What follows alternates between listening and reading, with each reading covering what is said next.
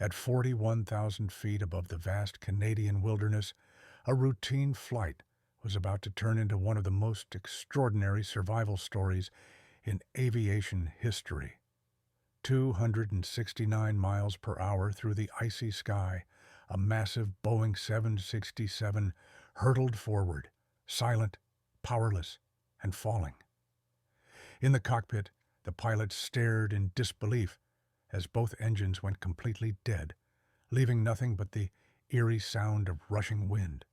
The passengers had no idea that their fate now depended entirely on one man's skill, courage, and sheer instinct. This is the story of Air Canada Flight 143, a flight that was supposed to be ordinary, but instead became a legend, earning a nickname that would echo through aviation history: the Gimli Glider. Over the next 30 minutes, you'll hear how a series of human errors, miscalculations, and sheer bad luck brought this aircraft to the brink of disaster, and how an incredible act of piloting saved everyone on board from certain death. Before we begin, make sure to subscribe to our channel, Aviation Black Box, where we uncover the untold stories behind history's most shocking air disasters. Your support helps us bring you more real-life aviation mysteries and incredible survival tales. Air Canada Flight 143, the Gimli Glider. On July 23, 1983, a warm summer day dawned over Canada. At Montreal's Dorval International Airport, everything seemed perfectly routine. The sun was rising high, shimmering against the polished fuselage of Air Canada's brand new Boeing 767-233, tail number C gone. This aircraft, only a few months old, was among the most advanced jets in the airline's fleet. It was designed with state-of-the-art systems, including electronic flight instruments, and was one of the first commercial planes to be operated with a two-man cockpit crew. The flight for the day was Air Canada Flight 143, scheduled to travel from Montreal to Edmonton, Alberta, with a stopover in Ottawa. The distance was roughly 2,800 kilometers. In the cockpit were two experienced pilots, Captain Robert "Bob" Pearson, a calm and highly skilled aviator known for his glider flying experience, and First Officer Maurice Quintal, a methodical and detail-oriented pilot. Neither of them had any idea that within hours their names would be forever etched into aviation history. At the gate, passengers boarded the plane with the usual chatter and anticipation. There were families heading for vacations, business travelers buried in briefcases and newspapers, and children excited for the flight. A total of 61 passengers and 8 crew members filled the aircraft. The cabin crew, led by flight attendants trained to maintain calm under pressure, prepared for what should have been an ordinary day in the skies. But as the flight was being prepared, a small detail was overlooked, one that would set the stage for a crisis, unlike anything the aviation world had seen before. The fuel calculation problem. Earlier that morning, a critical component of the aircraft's fuel measurement system, the fuel quantity indicator, had been reported as malfunctioning. Normally, this system automatically measured the fuel in the tanks and displayed the exact amount to the crew. With this system down, the ground crew and pilots had to revert to a manual procedure to determine how much fuel was on board and how much needed to be added for the journey. Here is where the first mistake occurred. Canada was in the process of transitioning from imperial units, pounds, gallons, to metric units, kilograms, liters. The Boeing 767 was among the first aircraft in Air Canada's fleet to use the new metric system. The ground crew and pilots, however, were still accustomed to the old imperial measurements. The required fuel for the flight was calculated to be 22,300 kilograms. Using a dipstick to measure the amount of fuel already in the tanks, they found there were 7,682 liters on board. To figure out how much more fuel to add, they had to convert liters to kilograms using a conversion factor. This was the critical point of error. Instead of using the proper conversion of 1.77 pounds per liter, they mistakenly used 1.77 as kilograms per liter, effectively halving the actual amount of fuel required. Believing they had enough fuel, the crew ordered a much smaller amount to be added. By the time the plane was ready to depart, it carried only about half the fuel needed to safely complete the trip. Unaware of this miscalculation, the crew went through their checklists. Everything appeared normal. The engines were started, and the aircraft taxied smoothly to the runway. The flight begins. At 12:41 p.m. local time, Air Canada Flight 143 lifted off from Montreal. The takeoff was uneventful, and the jet climbed steadily into the clear summer sky. The passengers settled into their seats as the flight attendants began their service, moving through the cabin with refreshments. Captain Pearson and First Officer Quintal maintained a relaxed conversation as they navigated westward. At Ottawa International Airport, the aircraft made its scheduled stop. Some passengers deplaned, others boarded, and the journey continued. Once again, all standard procedures were followed, and no one suspected that a potentially catastrophic situation was building. As the plane climbed after leaving Ottawa, it reached its cruising altitude of 41,000 feet. From this height, the world below looked calm and distant. The engines hummed steadily, and the flight continued without incident. But deep inside the fuel tanks, the amount of remaining fuel was dropping dangerously low. The automated systems that normally monitored fuel levels were still offline due to the earlier malfunction, leaving the pilots completely dependent on their manual calculations. At 8:45 p.m. UTC, 4:45 p.m. local time, a small warning light illuminated in the cockpit. It indicated low fuel pressure in one of the plane's engines. Pearson and Quintal immediately followed their checklist. Low fuel pressure could mean a pump problem, or it could mean the engine wasn't getting enough fuel. Pearson, calm but focused, ordered Quintal to switch to the backup fuel pumps. For a moment, the warning light went off. They exchanged relieved glances, believing the issue was resolved. But their relief would be short-lived. The first engine fails. Minutes later, the same warning light appeared again, this time accompanied by an unsettling flicker of the engine's indicators. Suddenly, Engine 1, mounted on the left wing, failed completely. The cockpit filled with alarms. The aircraft shook slightly as the massive jet engine wound down and went silent.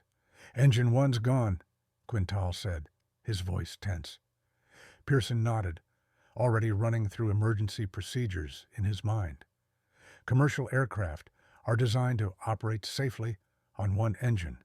So, while this was serious, it wasn't catastrophic, at least not yet. Pearson ordered a controlled descent to a lower altitude where the single remaining engine could operate more efficiently. The passengers noticed the change in engine noise, but the flight attendants calmly reassured them that everything was under control. Pearson and Quintal focused intensely on stabilizing the aircraft. At this point, they assumed the issue was mechanical. The possibility of fuel starvation hadn't fully entered their minds. Then, just as they were beginning to settle into single-engine operation, disaster struck again. The second engine fails. At 8:54 p.m. UTC, Barely minutes after the first engine had failed, a second low fuel pressure warning light illuminated. Quintal looked up sharply. "Bob, we've got a problem on number 2. Before Pearson could respond, engine 2 on the right wing flamed out completely. Suddenly, both engines were silent. The mighty Boeing 767, once powered by tens of thousands of pounds of thrust, was now nothing more than a 200-ton glider falling through the sky. The cockpit went eerily quiet except for the sound of rushing wind. Then, as if to emphasize their peril, most of the aircraft's electronic systems went dark. Without the engines, the plane lost its primary electrical power source. The flight instruments blinked out, leaving the pilots with only a few basic gauges powered by the emergency battery. The only sound inside the cockpit was the urgent alarm of the master warning system. "Mayday! Mayday! Mayday!" Quintal radioed to air traffic control. "This is Air Canada 143. We've lost both engines. We are descending through 410. There was a moment of stunned silence on the frequency before the controller replied, struggling to comprehend what he'd just heard. A desperate situation. With no engines, there were no hydraulics to operate the control surfaces. The 767's controls became heavy and unresponsive. Fortunately, Boeing had designed a ram air turbine, RAT, a small propeller that automatically deployed into the airstream to generate emergency hydraulic and electrical power. As the rat spun to life, some of the vital systems came back online.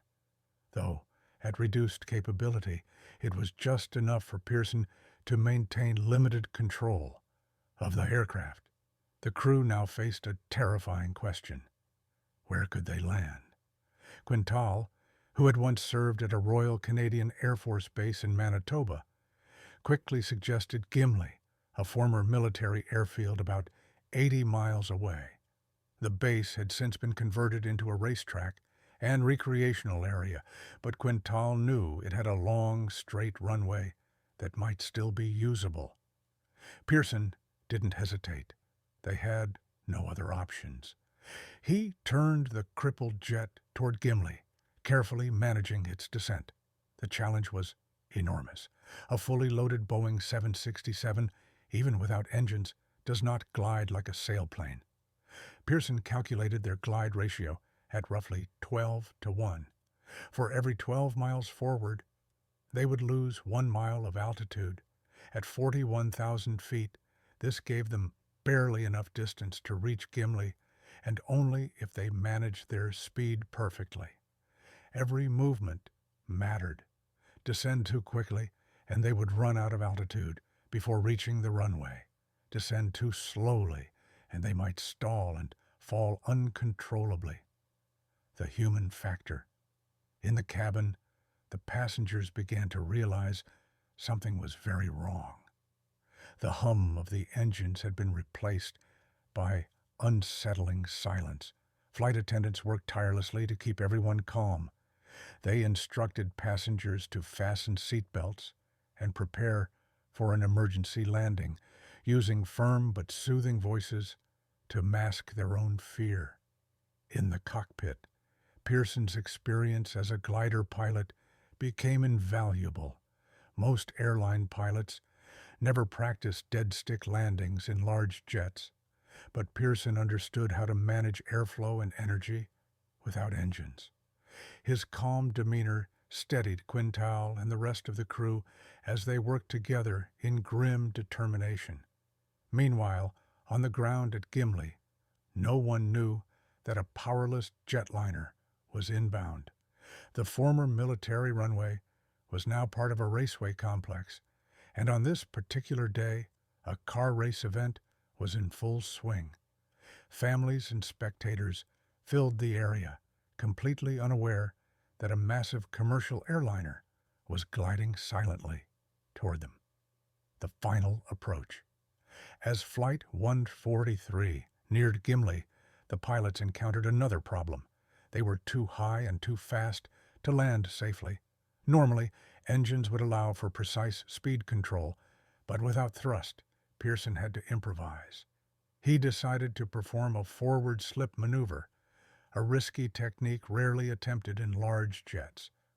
By cross-controlling the aircraft, angling the nose while banking in the opposite direction, he increased drag and rapidly lost altitude without gaining speed. The passengers felt the strange sideways motion of the plane as it descended. Some screamed, others prayed, but most sat frozen, clutching their armrests. As the runway came into view, Pearson and Quintal realized another terrifying obstacle. Part of the runway was blocked by vehicles and people. The crowd scattered in panic as they saw the enormous jet bearing down on them. Pearson aimed for the clear section of the runway, touching down with a bone-jarring impact. Without engines, there were no reverse thrusters to slow the plane. The tires screeched and the brakes strained under the immense force. Then, another crisis. The nose gear collapsed, causing the front of the plane to slam onto the runway and sending a shower of sparks flying. Despite these setbacks, Pearson managed to keep the aircraft on course. It skidded to a stop just short of the crowds and parked vehicles. Silence fell over the cabin. Aftermath and investigation. Amazingly, no one was killed. There were only minor injuries among the passengers and crew. The survival of everyone on board was nothing short of miraculous. In the days that followed, investigators from Canada's aviation authorities launched an intensive inquiry. It didn't take long to discover the root cause: the fuel miscalculation during pre-flight preparation. The investigation revealed that two separate errors had occurred. The metric conversion factor had been incorrectly applied. The crew had not cross-checked the fuel figures using backup procedures. These mistakes compounded each other, resulting in the aircraft taking off with only half the required fuel. Despite this, Pearson and Quintal were hailed as heroes for their extraordinary airmanship. Their ability to glide a powerless Boeing 767 for more than 80 miles and land it safely was unprecedented. Air Canada took immediate steps to revise its fueling procedures and training, ensuring that such a mistake could never happen again. The incident also highlighted the importance of clear communication during the transition between measurement systems. The aircraft itself, though damaged, was repaired and returned to service. It continued flying for Air Canada for another 25 years before being retired. Legacy. The story of Flight 143 became legendary, not just in Canada, but around the world. It demonstrated the critical role of human skill and decision-making, even in an age of advanced technology. Captain Bob Pearson and First Officer Maurice Quintal both continued their careers, though they would always be remembered most for this extraordinary day. Pearson, in particular, credited his glider experience for giving him the tools to pull off what many thought impossible. For the passengers and crew who lived through it, the memory remained vivid. Many later spoke of how calm and professional the flight attendants were, and how Pearson's leadership gave them hope in the darkest moments. The incident also entered popular culture.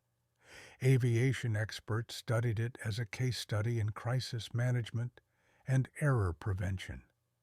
Documentaries and books retold the tale, and the nickname Gimli Glider became part of aviation history. Conclusion. Air Canada Flight 143 was supposed to be just another routine journey across Canada. Instead, it became a dramatic testament to the power of human ingenuity and courage. A chain of small mistakes nearly led to disaster, but in the end, the calm actions of two skilled pilots saved 69 lives. As we look back today, the Gimli Glider reminds us that while technology continues to advance, the heart of aviation remains the same. Men and women who rise to the challenge when everything goes wrong, proving that even at 41,000 feet, hope can still glide.